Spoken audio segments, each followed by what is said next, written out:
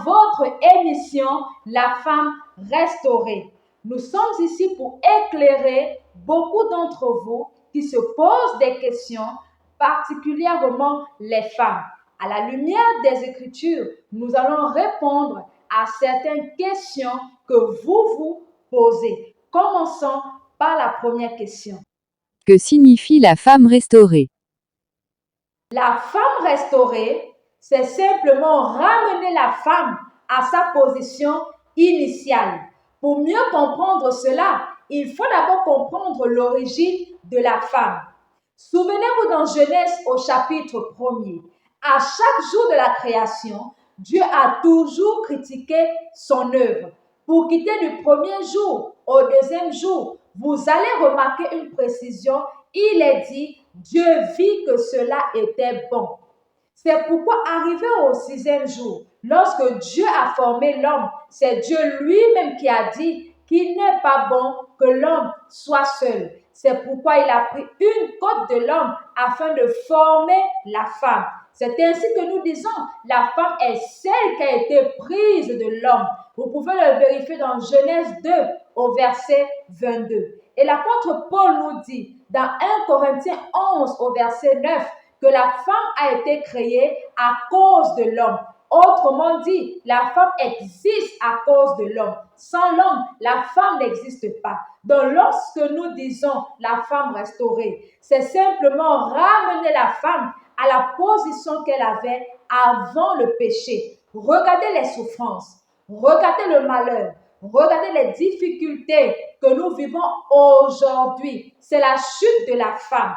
Et le bonheur du monde ne se fera que par le relèvement de la femme. C'est la femme qui a désobéi au commandement de Dieu. Et Jacques 2,10 nous dit, si quelqu'un pêche contre un commandement, il se rend coupable de tous. C'est pourquoi Paul a dit dans 1 Timothée 2 au verset 14 que c'est la femme qui s'est rendue coupable de la transgression. Souvenez-vous des paroles de Pilate. Dans Luc 23 au verset 4, il a dit qu'il ne trouvait rien de coupable en Jésus. Et Jésus est mort afin de relever celle qui s'est rendue coupable de la transgression. La femme est l'image de l'Église et l'homme est l'image de Christ. Mais Adam a déjà été restauré. Et prophétiquement, c'est Adam et Ève qui ont péché. Et 1 Corinthiens 15 au verset 45 nous dit que Christ est le dernier Adam et il est saint. Mais son épouse, l'Église, celle qui est l'image de la femme, elle est dans la phase de la restauration, car l'apôtre Paul a dit dans 1 Timothée 2 au verset 14 que c'est la femme qui a péché et s'est rendue coupable de la transgression. Avant le péché, la femme était à l'image de la parole. Mais après le péché, nous constatons qu'elle a perdu les vertus de la parole. C'est pourquoi, pour ramener la femme à sa position initiale, pour restaurer la femme, pour que la femme soit sauvée, il faut qu'elle persévère avec modestie dans la foi, dans la sainteté et dans la charité. Pourquoi rejetez-vous l'émancipation de la femme? Ce n'est pas nous qui rejetons cela, c'est la parole. Pour les grands hommes politiques de ce 21e siècle, lorsqu'une femme est soumise à l'homme ou à la société traditionnelle, elle est esclave. Alors Dieu ne peut pas accepter voir un homme maltraiter sa femme. Dieu, dans sa parole, protège les femmes. Il protège les hommes et même les enfants. Les enfants ont même des droits. Il ne s'agit pas ici des droits de l'homme, mais les droits de Dieu. Donc, être soumise ne veut pas dire être esclave, vu que c'est Dieu lui-même qui a aboli l'esclavagisme. Souvenez-vous, c'est Dieu qui a envoyé Moïse en Égypte pour libérer le peuple d'Israël qui était soumis à l'esclavagisme. C'est Dieu encore qui a envoyé, qui a dit au roi Assuérus de libérer le peuple juif qui était captif à Babylone. Ce n'est pas l'Occident qui a aboli l'esclavagisme, bien-aimé, mais c'est Dieu lui-même. Donc, en ce 21e siècle, Nous avons des femmes modernes, c'est-à-dire des femmes qui ne sont pas soumises à l'homme et à la société traditionnelle. Cette société traditionnelle n'est rien d'autre que cette société-là qui était autrefois judéo-chrétienne. Et dans la société judéo-chrétienne, la femme était soumise à l'homme et à la société traditionnelle. Toutefois, ce qu'ils oublient, c'est que la première personne à avoir émancipé la femme, c'était une bête, le serpent. Et dans Apocalypse 12 au verset 9, cette bête est identifiée, c'est le diable. Lorsque Dieu créa l'homme et la femme, les deux étaient dans le jardin d'Éden. Et quand le serpent parla à Ève, Adam était présent. Ève était une femme mariée. Mais le serpent, au lieu de passer par Adam, qui était le chef, il parla plutôt à Ève.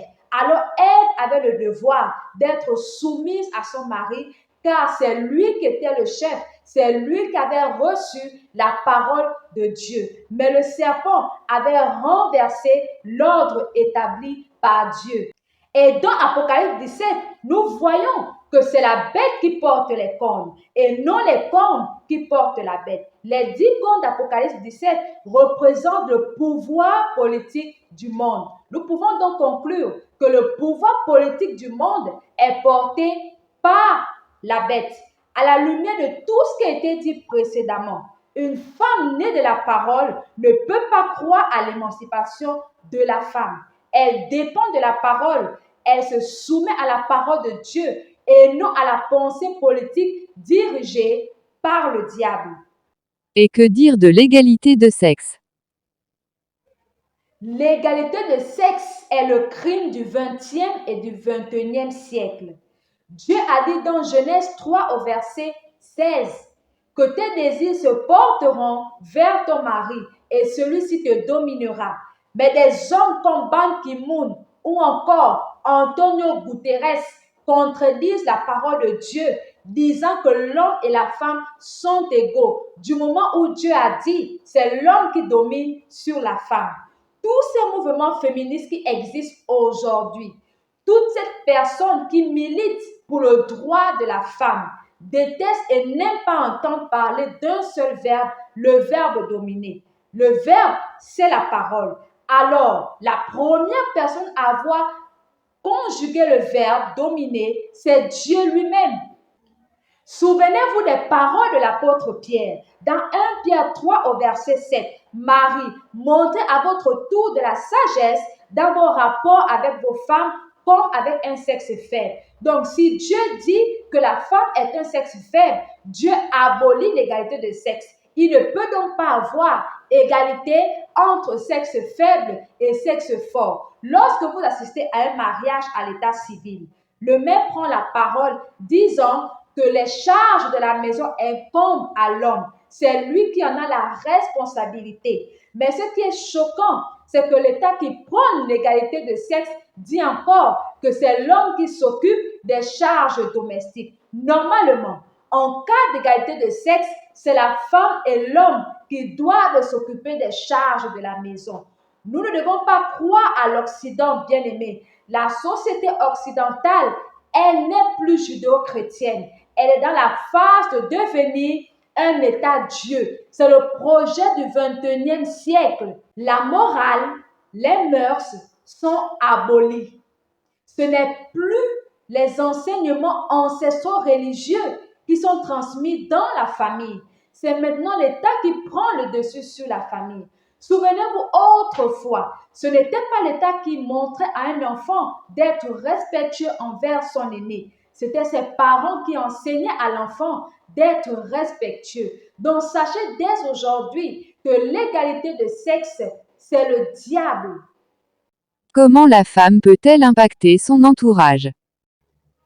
La femme peut impacter son entourage en agissant comme l'apôtre Pierre le recommande à cette dernière, en ayant une bonne conduite. Et l'apôtre Pierre ajoute en disant que la femme peut gagner son mari par sa conduite. Autrefois, la société traditionnelle montrait à la femme le secret du mariage. Ce n'était pas l'émancipation de la femme, car l'émancipation, c'est une rébellion. Le secret, c'était la conduite, la morale et le comportement. Et dans Proverbe 14, premier, il est dit que la femme sage bâtit sa maison et l'insensé la renverse. La prédication de la femme bien-aimée, c'est uniquement sa conduite. Comment ramener la femme à la bonne conduite? En ce 21e siècle, nous récoltons la libération de la femme. Pour émanciper la femme, il faut d'abord abolir la loi morale. Et l'apôtre Pierre dit dans 1 Pierre 3 au verset 1er, « Femmes, soyez de même soumises à vos maris, afin que si quelques-uns n'obéissent pas à la parole, qu'ils soient gagnés sans parole par la conduite de leurs femmes. » La société moderne n'a pas la conduite de la femme. La conduite de la femme se trouve dans la société traditionnelle. C'est la famille qui enseigne à la jeune fille la bonne conduite. C'est ce qu'on appelle la morale. Et quand on crée au 21e siècle la femme moderne, c'est cette femme-là qui se rebelle à la soumission. Et aujourd'hui, aucun mouvement féministe ne parle de la bonne conduite de la femme. Seule la parole de Dieu ramène la femme à la bonne conduite. La première femme, Ève, a échoué car elle a cru à la prédication du serpent. Et l'apôtre Pierre dit que vous avez pour mère Sarah, car elle était soumise à la parole de son mari Abraham et elle le respectait. Lorsque vous lisez Genèse 11 au verset 29, il est dit, Abraham et Nahor prirent pour femmes Milca et Sarah. Et on précise au verset 30 que Sarah était une femme stérile. Nous comprenons par là que Sarah était appréciée par sa belle famille, car Térak, père d'Abraham, savait que Sarah était sa belle-fille malgré sa stérilité. Donc, de même, Sarah était toujours à sa place, car pendant que Abraham, son mari, recevait les invités dans Genèse 18, la parole nous dit que Sarah était dans la cuisine. Sarah se trouvait dans la cuisine à son poste. C'est pourquoi elle fut prise comme le modèle numéro 1 de la femme et non Ève. Donc, bien-aimé, l'unique moyen de ramener la femme à sa bonne conduite, c'est de revenir à la parole de Christ. Et que dit les Écritures concernant l'éducation de la jeune fille? Regardez comment le monde est séduit aujourd'hui. Regardez comment vous croyez à l'éducation de la jeune fille. On vous dit que Satan se déguise. La religion vous a enseigné que Satan est celui qui a 2 cornes et une queue. Alors, il n'a rien à voir avec cette description.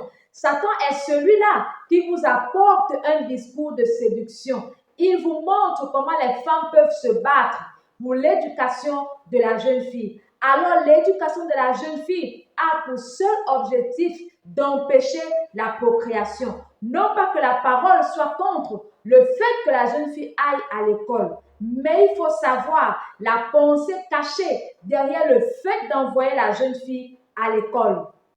La femme, selon Dieu, a un programme. Elle a ce que l'on appelle une carrière. Lorsqu'une femme travaille, lorsqu'elle tombe enceinte, elle a droit à des mois de congé de maternité, avant l'accouchement et après l'accouchement. Mais montrez-moi aujourd'hui, en ce 21e siècle, quelle est cette société-là qui peut accepter qu'une femme aille en congé maternité chaque 2 ans? Cela est impossible. Quand la femme va à l'école, elle sort avec des diplômes, touchant un salaire plus élevé que l'homme. Comment pourra-t-elle être soumise à son mari? Ne renversez pas la parole de Dieu. Il n'y a que Satan pour combattre un verbe que Dieu a conjugué. Et le verbe, c'est la parole. Lorsque Adam et Ève ont péché, Dieu est descendu dans Genèse 3 et il a donné à chacun sa punition selon la chute. Dieu a dit à l'homme, tu mangeras à la sueur de ton front. Il ne l'a jamais dit à la femme, ne renversez pas la punition. Mais aujourd'hui, nous voyons des femmes faire couler la sueur de leur front pour manger. Regardez même sur les réseaux sociaux. Par exemple, sur Facebook, Si vous publiez aujourd'hui une photo d'une femme en train de conduire un engin lourd, elle aura des acclamations, elle aura des likes, elle aura des vues, elle aura des commentaires. Mais mettez également la photo d'une femme en train d'allaiter ou en train de faire la vaisselle. Vous verrez vous-même la différence. Dieu n'a jamais dit à la femme qu'elle devait travailler. Dieu a dit qu'elle devait enfanter avec douleur. Voilà comment le monde est séduit. Dans Tite 2, à partir du verset 3 jusqu'au verset 5, il est dit que les femmes âgées doivent montrer aux jeunes filles comment aimer leur mari et leurs enfants, à être soumises et comment s'occuper des soins domestiques. Mais en ce 21e siècle, le monde ne veut pas entendre parler des soins domestiques. Cela est devenu un crime, un péché de dire à la femme de s'occuper des soins domestiques, de s'occuper de la maison. Que veut dire éducation? Éducation veut dire former. Alors, lorsqu'on envoie la jeune fille à l'école, la femme tombe à devenir mère, à s'occuper des soins domestiques, à s'occuper de la maison, à être soumise. Par contre, on leur montre que les soins domestiques, c'était pour les femmes d'avant. Donc, frères et sœurs, sachez aujourd'hui que l'unique objectif de l'éducation de la jeune fille, c'est d'empêcher la procréation. C'est la conjoncture qui nous met dans de telles situations. Ce n'est pas que la femme qui travaille pêche, non. Mais dans le plan de Dieu, il n'était pas prévu que la femme travaille pour nourrir la famille. Car au commencement, il n'en était pas ainsi. Sachez donc, bien-aimés, que l'éducation de la jeune fille a pour seul objectif d'empêcher la procréation. Vous les femmes, regardez comment le monde est séduit aujourd'hui. Mais nous ne nous adressons pas à celles-là qui croient à l'émancipation de la femme ou encore à l'égalité de sexe. Nous nous adressons à celles-là qui disent qu'elles croient en Dieu, mais qui rejettent la parole de Dieu au profit de la parole des hommes. Tous les dimanches, vous partez dans des bâtiments appelés églises, mais vous croyez encore à l'égalité de sexe ou à l'émancipation de la femme. Alors la parole rejette cela. Regardez dans Matthieu 4 comment Satan contrôle la politique, l'économie et la religion du monde. Et dans Apocalypse 17, on voit une bête qui porte une femme. Et comme il s'agit d'une femme, type de l'Église, c'est également vous qui suivez cette vidéo. Le fait d'être porté par cette bête et le fruit de l'impudicité entre la femme et la bête produit un vin qui enivre tous les habitants de la terre. Lorsque vous croyez à ce que l'ONU prône, vous n'êtes pas ivre parce que vous avez bu du vin, mais vous subissez les conséquences du vin de Babylone. Mais bien-aimés dans le Seigneur, si vous croyez au Seigneur Jésus-Christ, croyez à ce que dit sa parole et soumettez-vous à elle. Nous sommes arrivés au terme de notre émission La femme restaurée. Sachez que Dieu, par son amour, vous envoie sa parole afin de ramener cette femme-là qui avait perdu sa position initiale pour la ramener à sa position du commencement. Je vous invite à partager massivement cette vidéo et à vous abonner à nos différentes chaînes Facebook, YouTube, Instagram et TikTok. Vous pouvez également nous joindre par les numéros qui s'affichent au bas de votre écran. Rendez-vous pour un prochain numéro de La Femme Restaurée. Que le Seigneur vous bénisse abondamment. Il viendra me chercher, Jésus viendra, par ses points destinés.